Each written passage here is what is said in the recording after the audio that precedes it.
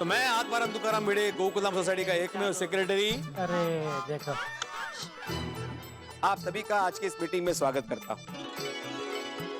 सबसे पहले मैं इस मीटिंग का आपको एजेंडा बता दूं। इस बार हम लोग 15 अगस्त को देश का 71वां स्वाधीनता दिवस मना रहे हैं। तो हर साल की तरह इस बार भी हम लोग सुबह ध्वजारोहण करेंगे, सब मिलकर राष्ट्रगीत गाएंगे और उसके बाद शाम को होगा रंगारंग कार्यक्रम। अरे शरीर ले, मतलब ये ठीक नहीं है। रंग रंग का कार्यक्रम तो होली पर होता है ना, क्योंकि होली रंगों का फेस्टिवल है। ये तो 15 अगस्त है, इंडिपेंडेंस डे। अरे अय्यर भाई, रंग रंग कार्यक्रम नहीं, रंगारंग कार्यक्रम। रंगारंग अर्थात मनोरंजक कार्यक्रम। सही बात है। क्या यार, इस बार 15 अगस्त और दहीहंडी एक ही दिन पे है ना, इसलिए सुबह जो कार्यक्रम होगा वो 15 अगस्त का ध्वजारोहण का कार्यक्रम होगा और जो शाम को रंगारंग कार्यक्रम होगा वो दहीहंडी का होगा, जिसकी तैयारी टप्पू सेना कर रही है। Got it? ओके ओके, सरी आत्माराम कंटिन्यू प्लीज। हाँ, तो मैं कहाँ था? तू वही भाई, मैं आत्माराम दुकान में ओ पिड़ू, तू कब से वहीं अटका है? अरे भाई, हंसी मजाक करना अच्छी बात है, लेकिन अभी नहीं। हाँ यार भाई, मिली मास्टर, मीटिंग आगे बढ़ा। लेकिन कैसे बोलूं चाचा जी, सब बीच बीच पे बोल रहे हैं। अरे ले तू बोल, कोई बीच में नहीं बोलेगा। कोई बीच में नहीं। यार भाई प्लीज। हाँ चल तू बीच में मत, वो तू मत बोल, शांति रहो। थैंक यू चाचा जी। तो मैं गोकुलधाम सोसाइटी में जो ध्वजारोहण है उसकी बात कर रहा था कि कैसे तय करेंगे कि ध्वजारोहण कौन करेगा। माननीय आत्माराम तुकाराम भिड़े जी, गोकुलधाम सोसाइटी के एकमेव सेक्रेटरी जी, इस साल ध्वजारोहण करने की मेरी तीव्र इच्छा है, तो मुझे मौका दे दो। सॉरी जनरल, लेकिन दिस टाइम फ्लैग होस्टिंग का चांस मेरे को मिलना चाहिए। सॉरी अय्यर प्रा, ध्वजारोहण का मौका इस बार तो मैनू मिलना चाहिए जी। सॉरी सोडी, लेकिन इस बार ध्वजारोहण का मौका मुझे मिलना चाहिए। हाथी भाई, सॉरी हाथी भाई, मुझे लगता है कि इस साल ध्वजारोहण करने का मौका मुझे मिलना चाहिए। क्यों? देखिए दोस्तों, बिल्कुल गलत बात है। जैसा कि आप लोग जानते हैं कि किसी भी आयोजन में मैंने अपनी कभी कोई इच्छा प्रकट नहीं की। हाँ तो रहना था ना, आज भी क्यों प्रकट कर रहे हैं ना? तो नहीं जेठलोर, आज की बात अलग है। स्वाधीनता दिवस का मसला है, तो इस देश का एक जिम्मेदार नागरिक होने के नाते, एक लेखक होने के नाते मेरी भी आकांक्षा है कि गोकुलधाम सोसाइटी में ध्वजारोहण मैं करूं।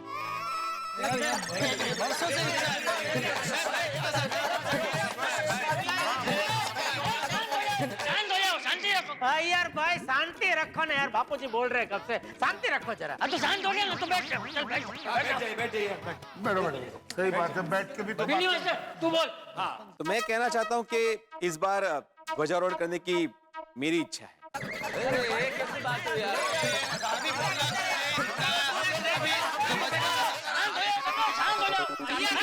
बोल रहे बापूजी, आप चुप नहीं हो रहे। अरे पहले तू चुप हो जा और बैठ जा भाई, बैठ जा। अरे यहाँ कोई घूमने जाने की प्लानिंग नहीं चल रही है, स्वतंत्र दिवस की प्लानिंग चल रही है। इसलिए हर बात का फैसला लोकतांत्रिक तरीके से लिया जाना चाहिए। सही बात है। लोकतांत्रिक मतलब जिस को ध्वजारोहण करने की इच्छा है वो अपनी बात बारी बारी सबके सामने रखेंगे। ये किसी और को नहीं, लेकिन उसे ही ध्वजारोहण करने का मौका क्यों मिलना चाहिए। उसके बाद हम सब सर्वसम्मति से ये तय करेंगे कि ध्वजारोहण कौन करेगा। यस। तो चलो भाई, जिसको भी ध्वजारोहण करने की इच्छा है वो सबके सामने अपनी बात रखेगा, ठीक है? सही बात है। हाँ, बराबर है। बिनी मास्टर, सबसे पहले तू ही बता। अच्छा, ठीक है।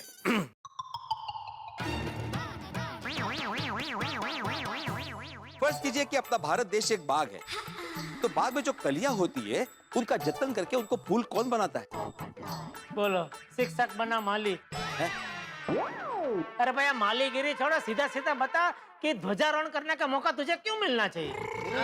अरे जेठालाल, मैं ये कहना चाहता हूँ कि देश की युवा पीढ़ी को सही मार्ग दिखाकर उनको भविष्य के लिए जिम्मेदार कौन बनाता है? कौन बनाता है? शिक्षक। बराबर, शिक्षक। देश के भविष्य की नींव कौन रखता है? शिक्षक। हाँ। इसलिए मैं आत्माराम तुकाराम भिड़े, गोकुलधाम सोसाइटी का एकमेव शिक्षक, इस बार ध्वजारोहण करने के लिए अपना नाम आगे करता हूँ। आत्माराम, तुम जिस फ्यूचर का बात करता है ना, उस फ्यूचर में देश को साइंस और टेक्नोलॉजी में कौन आगे लेके जा सकता है? एक साइंटिस्ट। और आने वाला टाइम साइंस और टेक्नोलॉजी का है, इसलिए देश का प्रोग्रेस साइंटिस्ट पर डिपेंड करता है, क्योंकि साइंटिस्ट नया नया रिसर्च करता है, जिससे देश को ही नहीं पूरे वर्ल्ड को फायदा होता है। इसलिए being a scientist, flag hosting के लिए मैं अपना नाम आगे करता हूँ। Well said Iyer. नंढी नंढी बबीता। एक मिनट, आप सब मेरी बात भी सुन लीजिए। देश के लोकतंत्र का चौथा स्तंभ कौन होता है? पोपट भाई, पहले 3 स्टंप कौन से? अरे स्टंप नहीं अब्दुल, स्तंभ स्तंभ। ठीक है, होगा कुछ। छोड़ो।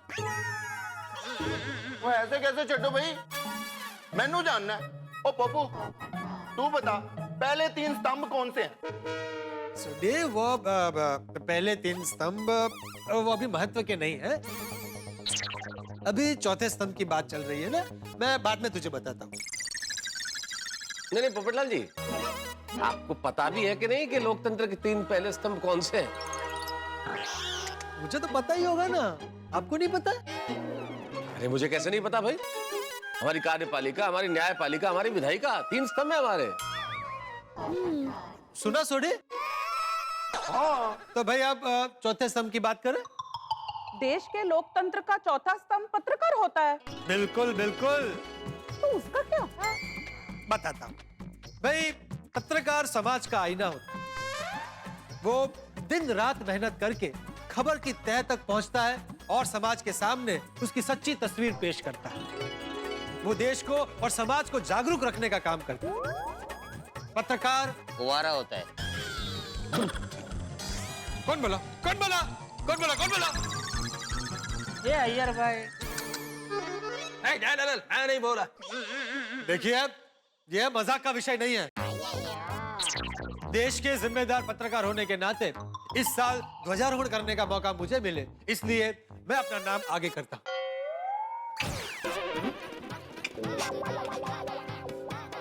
पोपटलाल, तुम्हारा हो गया?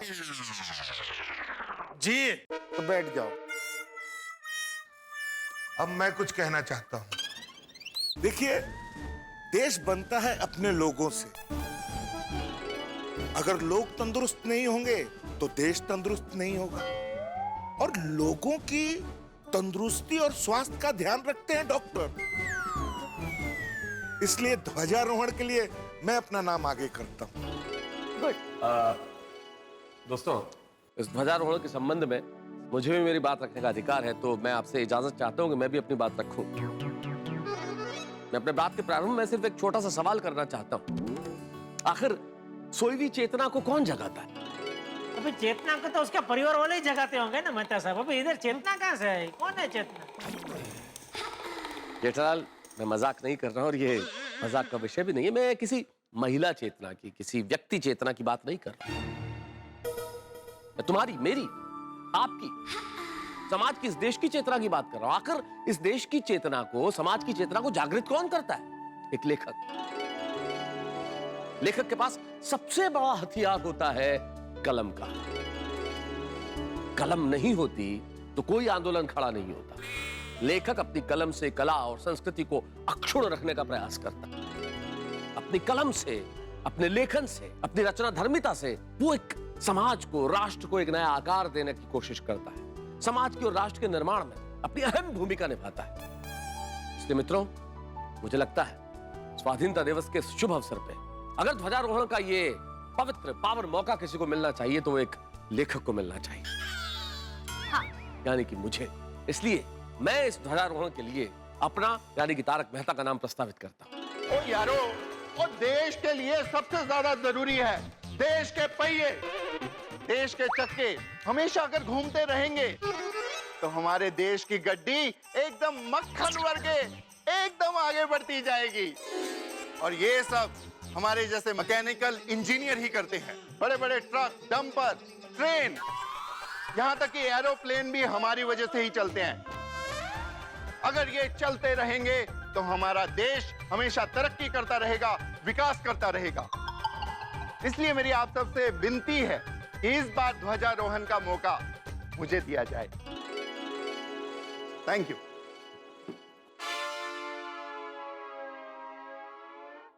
माधवी, क्या हुआ? कुछ बोलना है? हाँ मतलब महिला मंडल की ओर से मैं कुछ कहना चाहती हूँ। हाँ हाँ माधवी बेटा बोलो, तुम्हें भी अपनी बात कहने का पूरा अधिकार। थैंक यू चाचा जी। कैसा है कि देश बनता है परिवारों से, और परिवार को लगन से, प्यार से, मेहनत से कौन चलाता है? घर की औरतें, the women of the house. बरोबर। इसका मतलब देश को चलाने में गृहिणी का, घर की औरत का बहुत बड़ा योगदान रहता है, बहुत बड़ी भूमिका रहती है। इसलिए इस बार का ध्वजारोहण करने का मौका हम महिला मंडल में से किसी एक को मिलना चाहिए। जी हाँ, वेरी गुड, करेक्ट। हाँ देखिए, सबने अपनी अपनी बात कह दी, अभी मुझे भी अपनी बात कहनी है। मैं ना ही एक शिक्षक हूँ, ना डॉक्टर हूँ, ना साइंटिस्ट हूँ, ना ही मैकेनिक हूँ, ना पत्रकार हूँ, ना ही लेखक हूँ, और ना ही गृहिणी हूँ। और मैं मानता हूँ कि देश के विकास में इन सबका अच्छा खासा योगदान है, लेकिन इन सब के बीच में एक व्यक्ति ऐसी है जिसका योगदान सालों से नजरअंदाज होते आ रहा है, और वो व्यक्ति है एक व्यापारी। मेरी बात पे जरा गौर से ध्यान दीजिएगा। क्या व्यापारी का जो योगदान है वो दिखता नहीं है, लेकिन इन सब के मुकाबले उसका योगदान सबसे ज्यादा है। देखिए, एक शिक्षक को स्टेशनरी, स्कूल की किताबें कौन पहुंचाता है? व्यापारी। एक डॉक्टर को दवाइयाँ और एक साइंटिस्ट को खोज करने के लिए जो भी उपकरण चाहिए वो कौन पहुंचाता है? व्यापारी। एक मैकेनिक को औजार और एक पत्रकार को अखबार के लिए कागज से लेकर स्याही तक कौन पहुंचाता है? एक व्यापारी। एक लेखक को कलम से लेके वो डायरी, किताबें, वो सब कौन पहुंचाता है? व्यापारी। यहाँ तक कि गृहिणी का घर में जो भी कुछ सामान चाहिए वो कौन पहुंचाता है? एक व्यापारी। तो मेरा ऐसा मानना है कि अगर व्यापारी ना हो तो आप सबका कामकाज ठप हो जाए। इसलिए मैं ये मानता हूँ कि देश के विकास के लिए आप सबके मुकाबले एक व्यापारी का योगदान सबसे ज्यादा है। जनरल, तुम कह रहे हो कि व्यापारी ये करता है, व्यापारी वो करता है, लेकिन वो ये सब फ्री में तो नहीं करता है ना, अपना प्रॉफिट तो लेता ही है ना। इसमें प्रॉफिट की बात कहां से आई? आप भी जिस कंपनी के लिए काम करते हैं उससे पगार तो लेते ही है ना, फ्री में थोड़ी करते हैं। ये भीड़े पढ़ाने की फीस लेता ही है ना बच्चों से। मतलब हम जो जो व्यवसाय करते हैं उसमें से पैसा तो कमाते ही है ना, कोई फ्री में तो कुछ नहीं करता है। मैं तो सब कुछ गलत कह रहा हूँ? मैं नहीं बिल्कुल नहीं, ये बात तो बिल्कुल सही। छोटी बराबर है कि नहीं? एकदम करेक्ट है जेठा। हाँ, तो फिर ये मुद्दा क्या लेके आया भैया भाई? सॉरी। तो दोस्तों, सारे मुद्दों पर नजर रखते हुए मेरा यह दृढ़पण मानना है कि गोकुलधाम सोसाइटी में इस साल ध्वजारोहण का मौका एक व्यापारी को मिलना चाहिए, अर्थात मुझे मिलना चाहिए।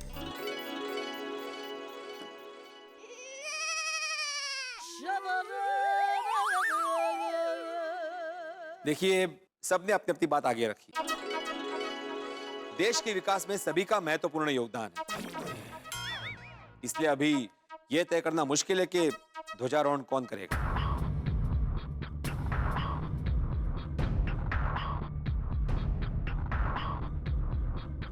काम करते हैं भिंडी मास्टर, पर्ची निकालते हैं। जिसके नाम की पर्ची निकलेगी वो ध्वजारोहण करेगा। नहीं बापू जी, पर्ची का क्या, मैंने तो अरे बराबर है, तू बैठ जा, मैंने पुरवार किया। अरे बैठ जा। हाँ, ये अच्छा आइडिया है। ये देख। वेरी गुड, चलो। तो सबके नाम की पर्ची यहाँ पे आ गई है। अभी सवाल ये है कि पर्ची निकालेगा कौन? चाचा जी आप बुजुर्ग हैं, आप निकालिए। अरे नहीं, मुझे लगता है कि महिला मंडल में से किसी को पर्ची निकालनी चाहिए। अरे कोई भी जाओ, माधवी बेटी तुम जाओ। नहीं मैं नहीं, कोमल भाभी आप जाइए ना। अंजलि भाभी चाहिए? मैं नहीं, रोशन भाभी आप जाइए। हाँ नहीं बबीता तुम जाओ। बबीता जी आइए। ओके हाँ बबीता जी जाइए। आइए बबीता जी, आइए बबीता जी, आइए बबीता जी, आइए। हाँ, ये लीजिए।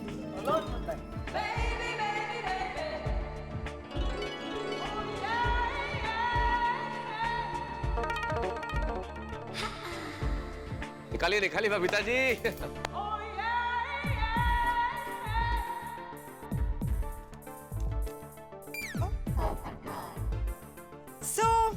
हमारी 71st इंडिपेंडेंस डे पर हमारे गोकुलधाम सोसाइटी में ध्वजारोहण करने का मौका जिनको मिलता है उनका नाम है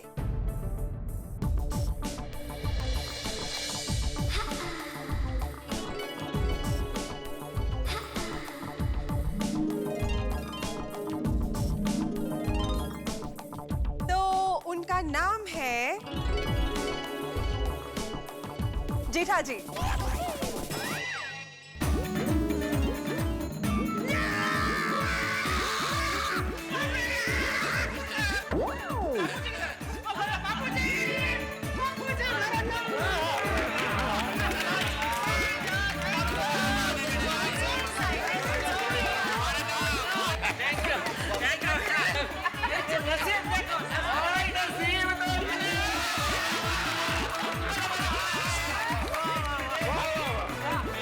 ऑफिशियली अनाउंस करने दो। तुम नीचे उतरो पहले। नहीं ठीक है मजा आ रहा है। ऐसे रहने दे। अरे ऐसे कैसे जेठालाल, कोई भी मेंबर ऐसे हवा में नहीं उड़ सकता। सभी मेंबर का जमीन पे रहना जरूरी है, उसके बाद ही अनाउंसमेंट होगी। हाँ भाई ये तो सारा मजा किरकिरा कर दिया। बाद में बाद में कोई गल नहीं। उसी का मौका मिलता है। तो इस साल 15 अगस्त को अरे भिड़े आपण ते बोलले नाही काय ते तुमचा ते मैं आत्माराम तुकाराम भिडे गोकुलम साहेब कोण सेक्रेटरी पाहिजे। अरे म्हणजे काय ते किती गोड बोलता तुम्ही आहे ऐकायला एकदम खूप आवडतं मला। बोला बोला बोला। हो आज तो आवडणारच। तो मैं आत्माराम तुकाराम भिडे गोकुलधाम सोसाइटी का एकमेव सेक्रेटरी ये घोषित करता हूं कि इस साल 15 अगस्त को ध्वजारोहण करेंगे श्री जेठालाल चंपकलाल गड़ा।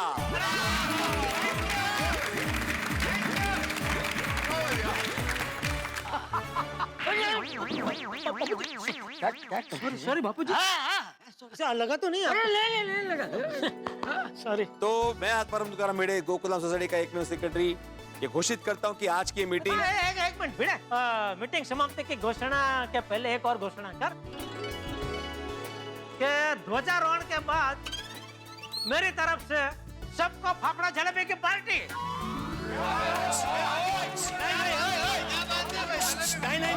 नहीं पहले मुझे अनाउंस करने दो, उसके बाद बोलो। बढ़िया।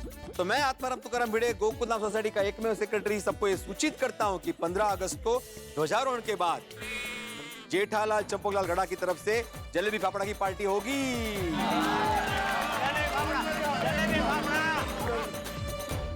मित्रों, हर गोकुलधाम निवासी की इच्छा थी कि स्वाधीनता दिवस के अवसर पे ध्वजारोहण का मौका उन्हें मिले। उनका नाम आ गया है, उनका नाम प्रस्तावित, लेकिन अंततः लोकतांत्रिक तरीके से नाम चुना गया जेठालाल का। ये सौभाग्य मिला है जेठालाल को, और इस वक्त जेठालाल की खुशी 7वें आसमान पे, जो होना लाजमी भी है। कितना बड़ा मौका, कितने बड़े गौरव का क्षण ध्वजारोहण करना। और अब जेठालाल बहुत एक्साइटेड है, और उनका उत्साह, आप जानते हैं उनका उत्साह आसमान की तरह सीमाहीन है, विशाल है। इस उत्साह में अब वो क्या क्या करते हैं, ये देखने वाली बात होगी। ध्वजारोहण हेतु जेठालाल कितनी तैयारियां करते हैं, किस तरीके से करते हैं, ये देखना बड़ा ही दिलचस्प होगा। अब क्या क्या तैयारियां होती है ये तो इस वक्त मैं कैसे बताऊं, लेकिन इतना जरूर कह सकता हूं कि आज जो कुछ भी होगा होगा बड़ा मनोरंजक। बस देखते रहिए तारक मेहता का उल्टा चश्मा, देखते रहिए, हंसते रहिए।